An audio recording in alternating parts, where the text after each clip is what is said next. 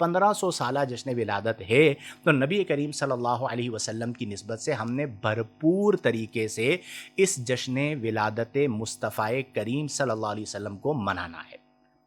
اعلیٰ حضرت فاضل بریلی رحمہ اللہ کا ایک شعر، آقا کریم صلی اللہ علیہ وسلم کی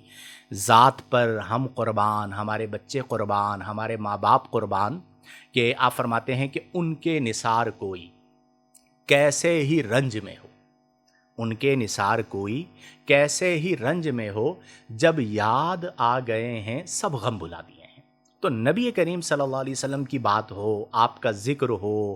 آپ کی نسبت ہو، آپ کی ولادت کی بات ہو، تو ہمارے تو چہرے کھل جاتے ہیں، ہماری گلیاں سج جاتی ہیں، ہماری مسجدیں سج جاتی ہیں، اور ایک روحانی سلسلہ ہوتا ہے۔ تو اس سال جشن ولادت النبی صلی اللہ علیہ وسلم کو منانے کے لیے سب سے پہلی چیز جس پر ہم نے توجہ کرنی ہے وہ یہ ہے کہ آپ کوشش کریں کہ ماہ ربیع الاول میں ابتدائی 12 دن یا اس مناسبت سے آپ جو بھی پروگرام کرتے ہیں ان پروگرامز میں آپ سیرت النبی کانفرنسز کا خاص طور پر انعقاد کریں۔ نبی کریم صلی اللہ علیہ وآلہ وسلم کی سیرت طیبہ کا جو بیان ہے یہ بہت امپورٹنٹ ہے۔ مختلف شہروں میں، مختلف مقامات پر اور بڑے پیمانے پر، یعنی جو آپ کا پروگرام ہو رہا ہے اس میں بڑے پیمانے پر سیرت النبی صلی اللہ علیہ وسلم کانفرنس کا انعقاد کیا جائے۔ اس کی وجہ کیا ہے؟ اس کی وجہ یہ ہے کہ دیکھیں 12 ربیع الاول نبی کریم صلی اللہ علیہ وسلم کی ولادت مبارکہ ہے،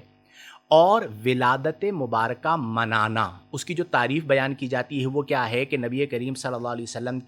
کی ولادت کے موقع پر آقا کریم صلی اللہ علیہ وسلم کی سیرت طیبہ کو بیان کرنا، آقا کریم صلی اللہ علیہ وسلم کے اخلاق کریمانہ کو بیان کرنا، آقا کریم صلی اللہ علیہ وسلم کے عدل رحم کو بیان کرنا، اور آقا کریم صلی اللہ علیہ وسلم کی قیادت پر روشنی ڈالنا۔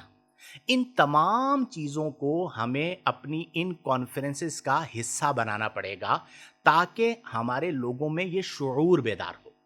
اسے آپ یوں سمجھ سکتے ہیں، اچھا اس کے ساتھ میں یہ بھی کہہ دوں کہ محافل نعت کا بھی اہتمام، نبی کریم صلی اللہ علیہ وسلم کی تعریف و توصیف اور نعت خوانی، میں یہ کہتا ہوں کہ ہماری روح کی غذا ہے، تو ہم اس کا بھی اہتمام کریں، لیکن اس کے ساتھ ساتھ نوجوان نسل کو سیرت طیبہ سے جوڑنے کی ہمیں خاص طور پر کوشش کرنی ہے۔ ہمیں اس چیز کا فقدان نظر آتا ہے۔ آپ دیکھیں قرآن کریم فرقان حمید میں اللہ کریم نے ارشاد فرمایا کہ لَقَدْ كَانَ لَكُمْ فِي رَسُولِ اللَّهِ أُسْوَةٌ حَسَنَةٌ، کہ رسول اللہ صلی اللہ علیہ وسلم کی سیرت طیبہ تمہارے لیے بہترین نمونہ ہے۔